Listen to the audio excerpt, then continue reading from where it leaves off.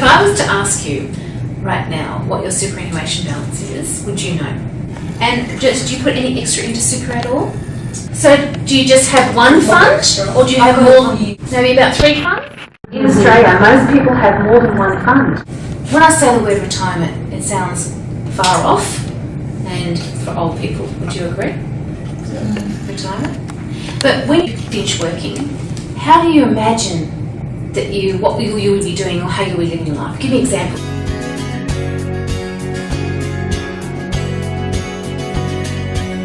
That's your hard-earned money.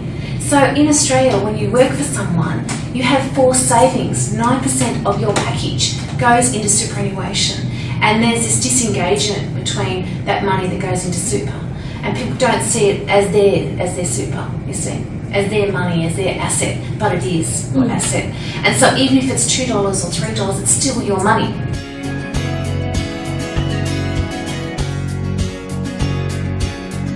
But you do have choice about where it's invested. You do have choice, the fund that you choose to invest your money, okay? And it's up to you. No one else can change this other than you. It's up to you to find out where your money is being invested with superannuation, what sort of fund it is, and what sort of options there are to you, what sort of fees you're paying, etc., etc., etc. It's really up to you to be engaged. And what your insurance premiums are that's coming out of that. And is it going down every year, or is it increasing every year?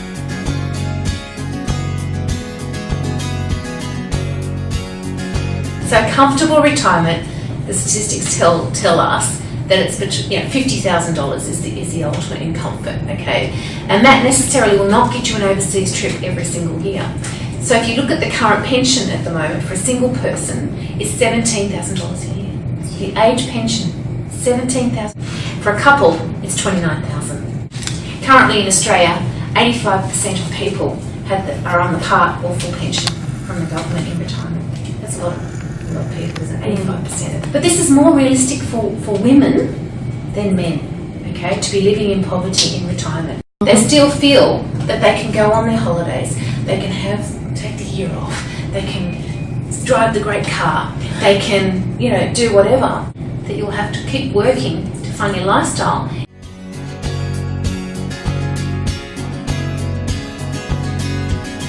When they first introduced super 20 years ago, and this is from Paul Keating talking about this, it is enough, the 9% they did believe was enough to fund you 15 years after retirement, because they didn't believe that people would live as long as they are. So now we have a longevity issue. People are getting older, they're living longer, they need much more income stream.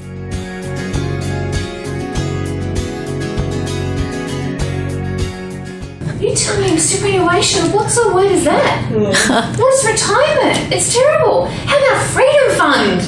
Why don't you call it your freedom fund? I mean, look at what other word people use in other countries.